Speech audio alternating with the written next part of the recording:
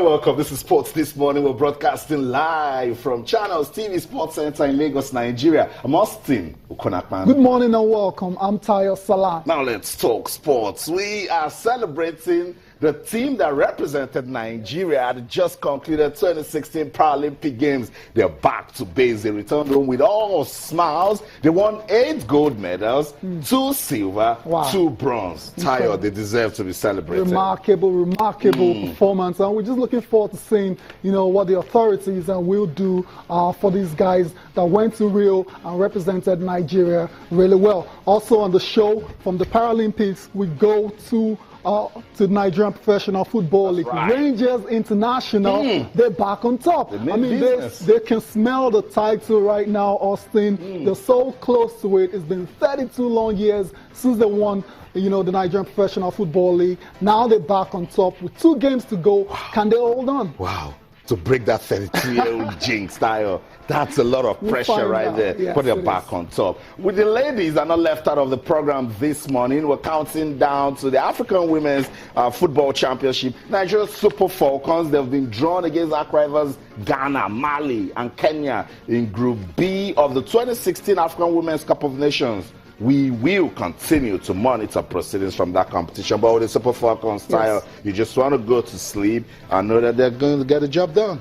No, not recently. I don't know about going to sleep. Remember, the Super Falcons didn't qualify for the Rio Olympics. Olympics. So it's a perfect opportunity for them, That's right. to get back on track as defending champions. A lot of pressure, and to go there and defend your title. A lot of pressure from the other teams as well too that want to take you down. So it's a lot of work. Ghana, Mali. Those are really tough sides, especially Ghana. So I don't think anyone will be going to sleep. Austin, maybe you. Maybe I would just say this is the Super Falcons, but we know the story. We actually went to sleep with the administration of women's football, and then they started. There was a and we saw the result. That's right. That's right. So let's talk about. Hopefully, it doesn't repeat itself. That's the hope. Let's see what the Nigerian Football Federation can do for them. November 19, that competition will start in Cameroon. Let's wish the Super Falcons all the best. Let's keep talking about the Paralympians that went to Rio. Tayo, what a story. We all talked about them. Amazing. Right here at Channel Sports, we don't play with special sports. No, we don't. Love special athletes. You know the story. They are back to the country, all smiles. 8 gold medals. Wow. Phenomenal. Wow, remarkable. 8 gold medals. I mean, surpassing the 6 they won in London. In 2012. And going into this competition with all the challenges, there were a few people that actually thought they wouldn't do as good as they did in London. But, I mean, these guys had other ideas, and they totally went there and dominated, especially in the powerlifting. So, take a bow, guys. Absolute credits, kudos, goes to these Paralympians. I know. Smiling faces there, Boss Omolayo, right there, your picture. Paul Kende, Abdulaziz, everyone that represented Nigeria. These guys are special, and we love them so much. Of course. They're already letting us forget the pains of what happened before they went to Rio. It wasn't a good story. They went there, they rewrote the story, and we're now smiling. Of course, and we're now smiling. That's what success does to you, and that's what success does to a nation. I mean, look at the medal right there. Wow. And Bosse Omolayo, like you mentioned earlier, Austin and Roland Ezurike, that's right. Kende Paul, Lucy Ejike, Lorita Onye, shot put, Ndidi Nwosu, powerlifting, Bosse Omolayo, Flora Ogonwa, Josephine Orji. All these guys were on fire. That's right. And that's why Nigeria, is coming back from a very successful outing in Rio. So Austin, I mean, what more can we say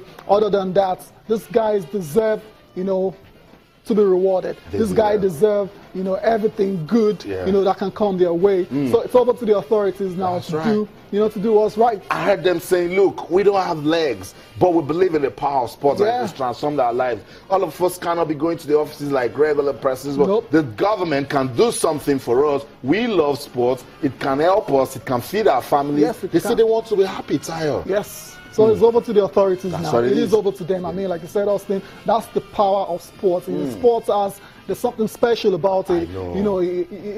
It's able to transform the lives, of the physically challenged and the special athletes. So they've done their part now, Austin. They've done their part. the authorities need to do their part. That's now. right. There's an exchange of baton. The authorities must take it now and run the race. You know what? How can we talk about these Paralympians without listening to them? They're not just waving. They also have words for us. Let's listen to them. We'll be right back on the program. Don't go anywhere.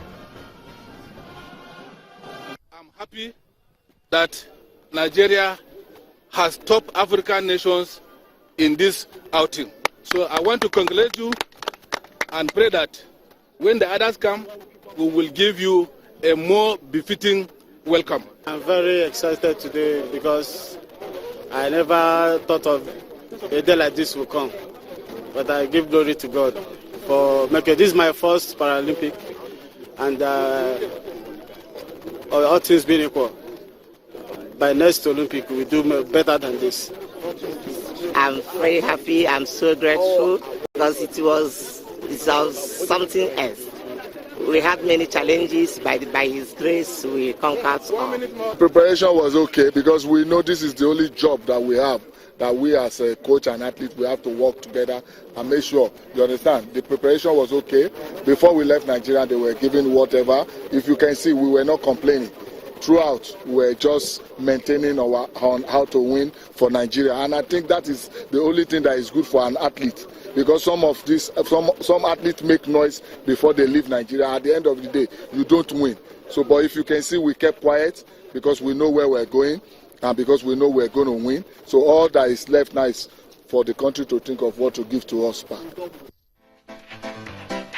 So that's it. Yes. Nigeria returns style. Now, we'll see what success can do. It can rewrite an entire story. Yeah. Now, everyone is saying the preparation was good. Revision is right. No, Yeah, I mean, but that's in the past now. That's over now. These guys have done to really represent Nigeria very well. I mean, we heard Innocent Nnamdi, he won bronze medal, a bronze medal for Nigeria. First Paralympics for him. It's a good one. Exactly. So who's to say, 4 years down the line, he can go on and win gold. Yeah. So that preparation, those preparations that were not good enough this time around. They have to be a lot better. For Tokyo 2020. No, Tyon, that's the story. Whenever the Paralympic Games are over, it's like the next Olympic is getting ready to come. So now that the Rio Paralympics is over, Tokyo 2020 is right before us. It is. No more jokes. No. Everything about Rio is closed now. So start getting ready for Tokyo. That's in the past, It's in the past now. So very interesting to see the programs that Nigerian Paralympic, committee, has for these particular athletes. Apart from the sporting side of things, there's nothing wrong in putting up vocational, activities for them, just keep them busy year round, activities to keep these guys off the streets, keep them focused, and who knows, in 2020 we might be competing with the likes of I didn't say China. I wasn't going to say that because look at that table. Impossible is nothing. The good 39. Yeah, the good thing is they are on that table. Yes, I know. They finished 17th on that table. 8 gold medals, 2 silver, and 2 bronze medals. Yes. We love them. That's awesome. That's fantastic. Yes. That's phenomenal. Yes. That's special for the country. Yes. I'm not looking at China. I only see them on the table. I'm not looking at what they won in total. I don't care. Britain won 47. Yeah. Ukraine won 17. I mean, I understand why you're not looking at China because the political and economic factors obtainable in that country compared to Nigeria is not what we have. So it's not the same. So we can't really, make direct comparisons. But I get what you're saying. Yeah. And there's no reason why Nigeria, can't go to Tokyo in 2020 and do a lot better than they did in Rio. Success. It is. I agree. You travel with 23 athletes, you come back with 12 medals. That's success in any way you want to look at it. We're talking about the Rio Paralympics. We're saying after this, the sports ministry needs to get to business. They need to ask these athletes, how can you stay busy? What programs do you think you need to do to consolidate on the efforts from Rio so that in Tokyo 2020, the world can celebrate you? Yes. But for the International Paralympic Committee, the president, he's viewing the Paralympic Games and he's saying, he thinks they did a good work. Let's listen to him. I'll come back and talk some more. Don't go anywhere. Stay. With 2.1 million tickets sold now, the second highest ticket sales ever at the Paralympic Games. The quite amazing athletic performances in all of the sports that has come together, and it's created brilliant games for the spectators, for the television, for the social media. We've never had such high figures. So Worldwide, it's had a massive effect, and in Brazil, they've taken us to their hearts, and we've taken them to ours. I think we're in a very good place, and I think that the Paralympic Games in Tokyo will transform Japan into a very different thinking nation, and a very positively thinking nation, maybe a little bit more outward-looking nation, and we're very, very excited. The Iranians have asked for two things. One is to expedite the repatriation of Bahman's body so it can be with the family I understand, in Shiraz in Iran as soon as possible. We're hoping that that will be effective today, Sunday. And of course, the Iranians want a full explanation as to what did happen. That's something that I've stressed very clearly to both the organising committee and to the UCI. President of the International Paralympic Committee, giving his views about the game style. No doubt it's been a success. They've been able to pull the best para-athletes in the world. Yes. We've been entertained. Records have been smashed. Lots of Put records. Nigeria into that also. Yeah. We made record in London. We came to Rio. We smashed it. So far, he's saying that it's a good competition. They can get better. Yeah, I agree with him. I thought it was a good, competition. It was a good sporting event. Apart from the unfortunate, death of the Iranian cyclist that happened on Saturday, that was, that cast a bit of, a shadow over the games. But in all, it was good, very successful. Right. And listen to him what he said again. They sold the second most tickets in the history of the Paralympics. So yeah. Awesome Fantastic. competition, and Tokyo 2020, that's the next stop. That's right. Before Tokyo 2020, we'll still show some love because we will continue to monitor the Special Olympics also. Yeah, surely. We love special athletes. These guys bring something special, and we can see it. They went to Rio and they delivered. So well done to Team Nigeria. Well done to all the athletes that represented the country, that won medals, even the ones that didn't. Thank you so much for participating, for proving to the world that indeed there is power in sports. So let's get the show on now with the Super Falcons. I said I can go to sleep. I'm sorry I said that.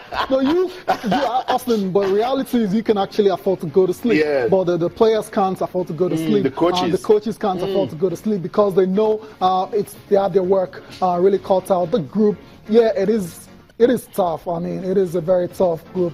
When you have Ghana, when you have Mali, and you have Kenya. Kenya, don't really have the reputation for being a superpower. But when they see Nigeria, they raise their game. That's what they do. Same with Ghana, same with Mali. So I'm looking forward to the competition, which is going to start, November the 19th, all the way to December the 3rd in Yaoundé, Limbe in Cameroon. Fantastic. So opportunity for the Falcons to actually, banish the ghost of not qualifying for Rio 2016. Painful. They are defending champions. The draw was done in Yaoundé, Cameroon on Sunday in Group A. Cameroon faced Egypt, South Africa, and Zimbabwe, and that's not an easy group for them because Zimbabwe, they were at the Olympics. Their football keeps getting better. Yes. I spoke to the president of the federation, and Chiangwa says, "Look, we just thought about it that we can be equal. Whatever we do for the men, we do for the women." And Zimbabwe football, women's football, is doing so well. You know the story with South Africa. Of course. They've always been up in the game with women's football. So I want to wish Cameroon all the best in that group. All the best. And we told you that the competition will take place from the 19th of November this year to the 3rd of December in Yaoundé and Limbe, Cameroon, hosting the competition for the first time. So it's just nearby. You could just, particularly if you're in Calabar, you could just, take a stroll into Cameroon and root for the Super Falcons when the competition starts. Champion Super Falcons are favorites to retain their trophy and restore some pride. That's the word to Nigerian football fans after recent setbacks. We want to wish the Super Falcons again all the best. That's all we can do. We'll continue to monitor their progress. We know that we need to do more for women's football in Nigeria. So over to the guys at the Nigeria Football Federation, important competition. Let's get them prepared for it. We'll go on a quick break now. When we come back, so much to talk about. Don't go anywhere. Stay.